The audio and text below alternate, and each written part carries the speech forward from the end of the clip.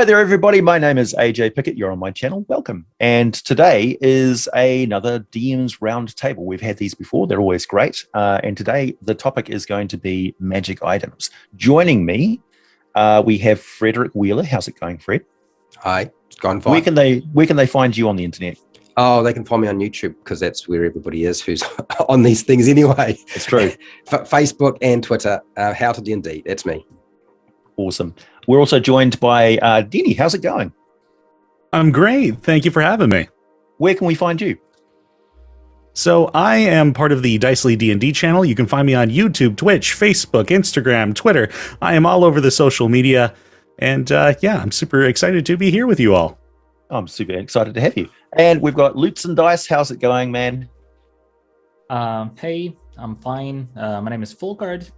You can find me on, obviously, Lutes&Dice YouTube channel, and it has all the social media links. You'll find them in the description and everything. Mm-hmm. Yeah, that's a good reminder for me to put everything in there. Great, yeah.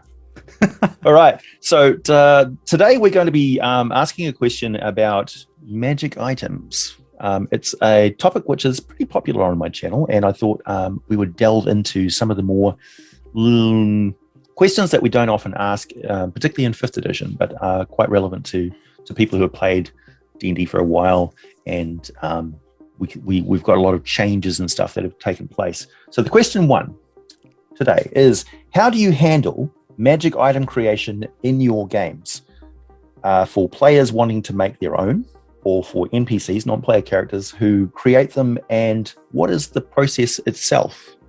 It doesn't have to be a traditional thing that you've gotten from books. It could just be something that you have come up with yourself. So, Teni, would you like to take us, start us off? Sure, sounds good. So when it comes to my players wanting to create their own magical items, my process is a bit of a boiled down version of the kind of the guidelines that are set in the Xanathar's guidebook that was introduced in 5th edition. So I think of magic items as a 3-step process. It's the knowledge to create the item, the materials to create the item, and the actual creation of the item. And what I tend to think is each of these steps can be converted into an adventure. So like they have to go out and find the knowledge, they have to go out and find the materials, and the process of the creation is going to be this event in itself. But that varies depending on the power of the item, of course. Like if it's something less powerful, I might say the wizard in your party is knowledgeable enough to know how to create this, so we don't have to do that first adventure. And then maybe a mentor NPC is willing to do the creation process, so you also don't have to do that last part. It's only the fetch. And then if it's trivial, I might just revert to like, okay, we're going to spend some downtime on this instead. It'll be just spend some gold, spend some time, and we can throw in a complication if we still want to make it memorable. But that's kind of my process. But what each of these, regardless of the power level, is going to have in common, whoever is making this item is going to need to be proficient in the Arcana skill. They're going to need to have the tools for creating the item and a location that is suitable for the item creation. What sort of things do you think would be required in that item location area that are unusual? Right. And I would begin asking myself questions like, what kind of item is it that they're wanting to create? If it's like a broom of flying, for example, maybe we have some fun. Maybe there's a colony of elves that specialize in like flying technology. Maybe they ride Pegasi, or maybe they all have brooms of flying. So you have to go to their lab essentially and be supervised by them while you do this creation process. That's nice, because we actually do have winged elves, little known winged elves, the Avarial in Forgotten Realms. Cool. Really? Yeah. All right, Frederick, what's your take on magic item creation? Okay, so I actually made quite a few videos on customizing and making magic items. So I've done a lot of this, and I did a lot of this when Dungeons and Dragons 5e came out to sort of see how it would go. because there were so many people who wanted to do it. I don't do a lot of it now for a number of different reasons. Because I kind of went a bit Monty Hall on me. Because once you start down this path, I find that players want to keep going down this path. And I had them pretty much wipe out the entire universe through their magic item creation process. So it got a little bit out of hand. So it's a story about bags of holding. We won't go any further than that. Just think there's a lots of them. Okay. Okay. So usually I require from my players to have proficiency in Arcana, be a spellcaster, particularly if it's something that they actually going to imbue a spell into an item. But Arcana is usually pretty important. Blacksmithing if it's around sort of molding metal and so forth, but if it's around something like making something out of wood or anything like that, then I'd be looking for somebody who's proficient with carpentry tools and stuff like that, or woodworking. It depends on the item, that other factor, in terms of whether they can build it. As far as I'm concerned, the item is all important. So if they're making a bag of holding, there's no point being a blacksmith, is it? You need a different set of skills to make the bag itself. Box of holding. Yeah. So I'm assuming that it requires more than just taking a mundane item that they've found in a shop or on the side of the street and just imbuing magic into it, that they sort of have to lay it into the very fabric of that thing themselves. I use the Dungeon Master Guide, pages 128, 129, 245, 284 and 285. And I just pulled that apart, and basically I go with the base cost, because it gives you the base cost on the Dungeon Master Guide for the different rarities, common through to legendary. It gives you that. And then I just add on the mundane cost of the item. So I go through the player's handbook and I just look, okay, longsword, okay, 15 gold, I'll take that, attach that to whatever rarity it is they're trying to make, whatever. If it's a +1 item, then it'll be rarity uncommon. So I think that's like 500 or something like that, plus 15.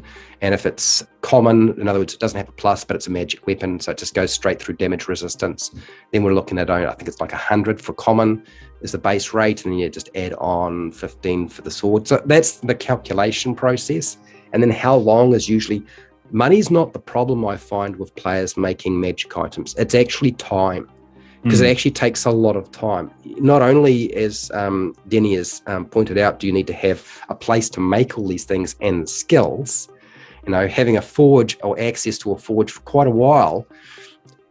Magic weapons aren't a problem. Often other items that are wondrous aren't a problem. It's armor, because the plate armor is really expensive and the rarity of it is quite high. So you could wind up with, having to spend almost a year just laboring at this thing. So I try to make it clear to my players that if they're trying to make magic armor, it's not a good idea. Because I believe the guide is you take your cost of your magic item and then you divide that by 25. Basically, you can complete 25 gold worth per day of whatever it is of the construction. So I use that. So usually a common magic weapon It'll take a long time. Yeah, it's like 200 and something, 50, 60 days for a plate armor that's +1. Whereas like a sword... You have to be around for the fitting and, Yeah, so it's not really very sensible to do that sort of thing. So, but swords are a bit different. You can get away with making a common sword or weapon probably in about 5 days. And if it's uncommon, it's got a +1, then it's probably going to take, I don't know, just over 10 days, maybe 12, something like that, just roughly, divide it all up. So that's usually what I do. Nowadays, and even before that, I kind of viewed the construction of magic items to be something that adventurers do when they retire. When they've got all the money, they've got all the time that in the world, they're not going in and killing dragons anymore, and they just sit down, and if they've got all the skills, they just make magic items with their retirement funds, you might say. And if it's not them making it, it's liches, which means that most of them are going to be cursed. Right. Because they can live so long. Right. Folkad, what have you got for us? yeah, I totally agree with Fred on the time issue. It's not really sensible to spend like half a year creating an item, especially because we tend to, as of lately at least, we tend to run official modules, and they're always very rushed and really not that much time for, providing downtime for players. And my players don't like crafting for some reason anyway, or maybe I don't present the opportunity for them. But the closest I've ever gotten to this was writing stats for the Forge of Spells from the Lost Mine of Phandelver module, the starter set. So the idea was that in my timeline, it was reclaimed by the dwarves, and one wizard started to reconstruct it, try to bring it to life again. And it's still unstable, not super powerful. And so I wrote some rules for how to use it. So yeah, you have to be a spellcaster, and basically, so yeah, anybody can just dip like an armor or weapon into the flames and get a like +1 bonus for like 1d4 +1 days or something, because the magic is still not powerful. And I thought that it would be fun, sort of useful, but not overpowered. And my players don't have to craft anything; they just have to use the Forge of Spells. And so, if you would want to do something more fancy, you'd have to be a spellcaster. And I thought of an arcane focus that can be enchanted. Basically, can store a spell. So you can place a focus in a forge or on top of it. Maybe it's like an altar, and choose a spell that you know and expend the spell slot and perform a ritual. And you then make an Arcana check. I came up with a DC of 10 plus the level of the spell, and then I wrote this table with various effects, like, so if you roll really low, the ritual fails, and you roll on a failure table. So I love a good random roll table. I'm a total sucker for random roll tables. Yeah, so that if it fails, then the item might be destroyed, or the spell might hit the spellcaster and stuff like that. If you roll a little bit higher, then you kind of you're able to create a magic item, but it gains a wild magic quality. And then if your roll is equal to the DC, it has 1d4 charges of that spell. And if you exceed the DC by 5 or more, it has an exceptional effect. And then you roll on an exceptional effect table, which kind of the effects can be really just fancy, kind of cosmetic, like it sheds blue light or something. But some of the effects are kind of additional things, like it returns to the owner after an hour of being lost or something like that. So I came up with this almost like a mini game, and my players wouldn't use it still. Like they just didn't visit this. I said, like, hey, you remember that Forge of Spells that you cleared from evil last year? They're like, yeah, we should go there sometime. And they totally never got there. Also, yeah, so I'm not a fan of rules as written, because it's really boring. And I agree that if I were to allow my players to create magic items, I think I would rather go with like an adventure thing, that okay, you go on an adventure, you find stuff, because it's kind of boring to just count gold, count the number of days, and there you go. And also, I'm not a fan of anyone being able to create magic items. Like Forgotten Realms is such a fairy tale-ish place that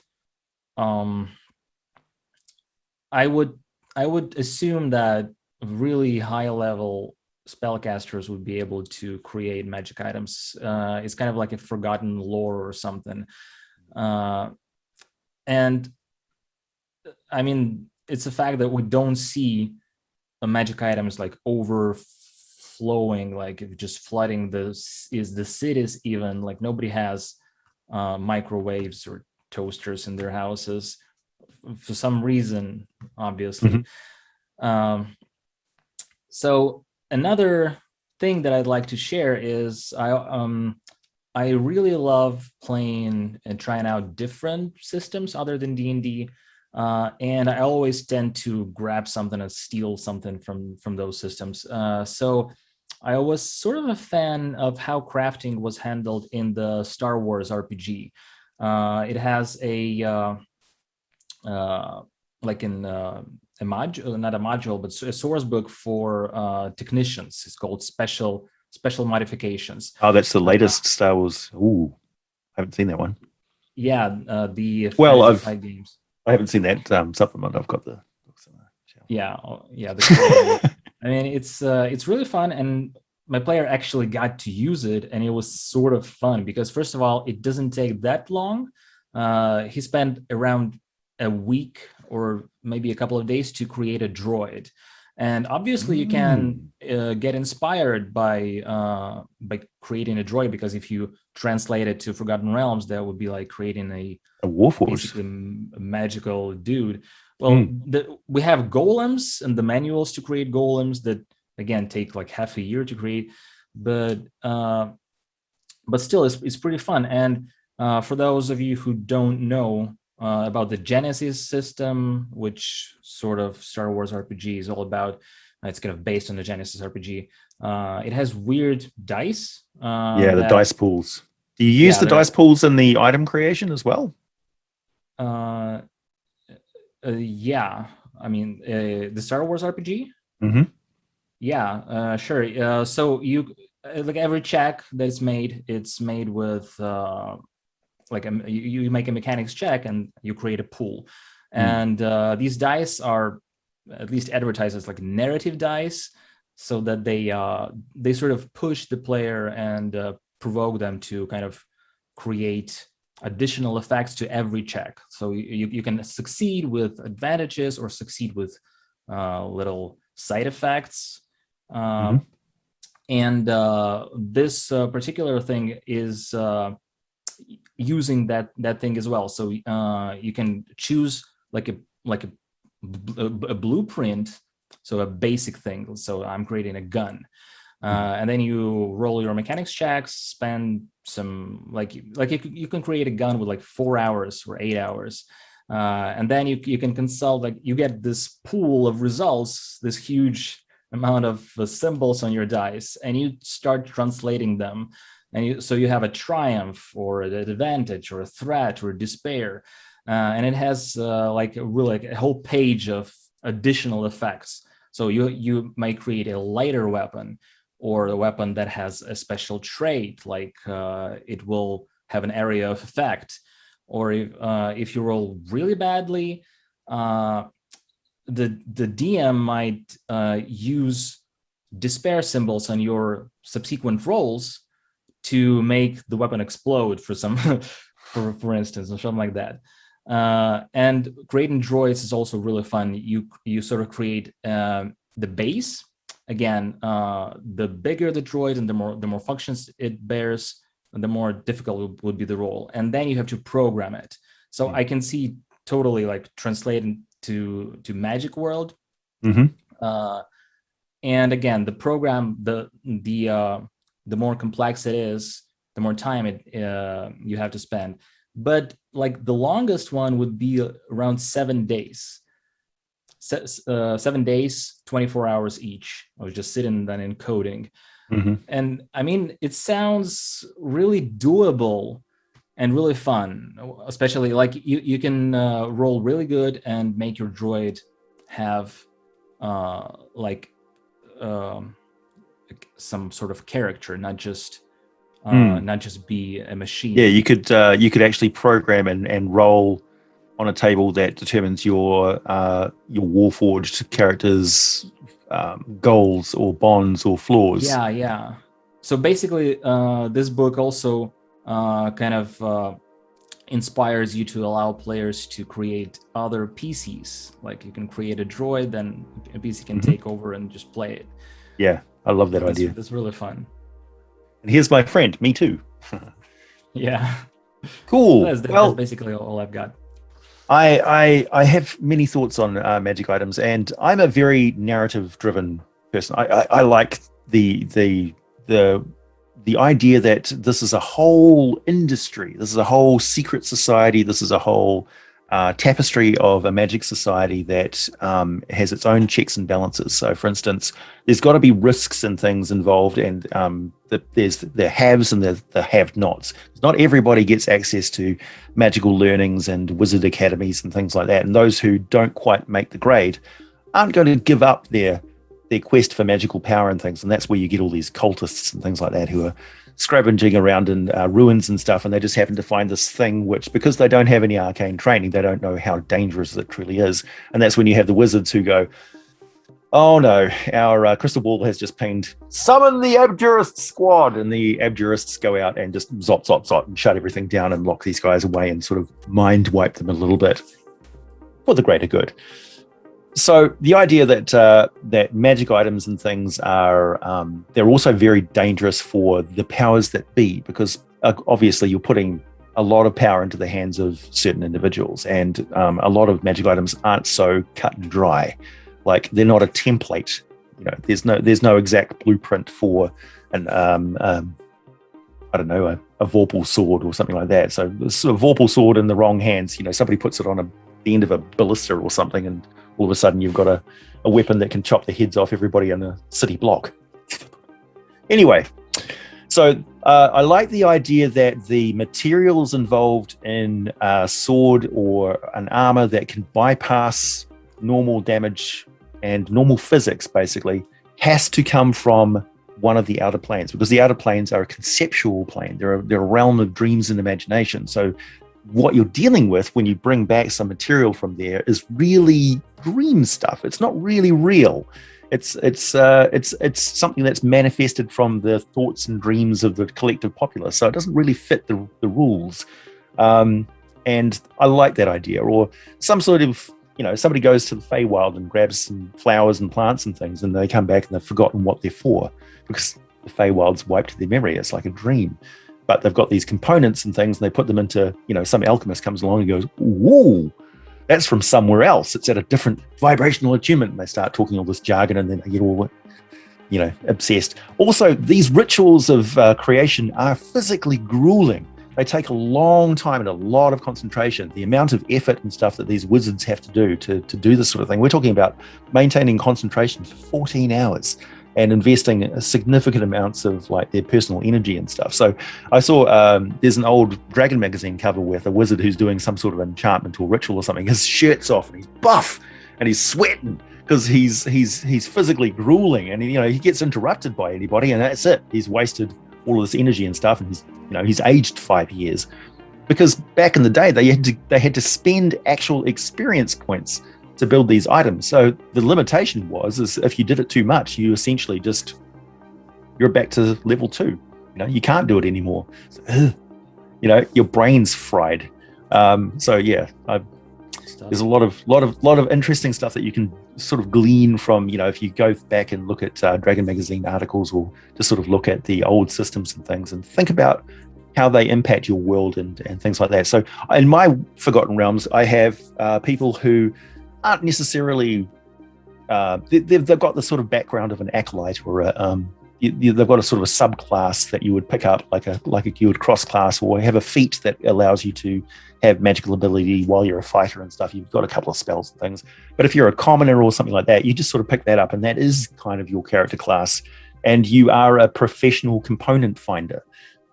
So you could possibly be, I don't know, some sort of a noble wastrel who's got, the time and money to sort of just go off and do these sort of adventures and things, but they haven't got the inclination to actually put in the effort to be an actual wizard, and possibly didn't really have all the prerequisite brain cells to do it in the first place. But they've got just enough brain cells to realize, hey, I could make some sweet coin if I just go and find these places and hire people to protect me while I'm going and grabbing these components. Like, I need some basilisk teeth.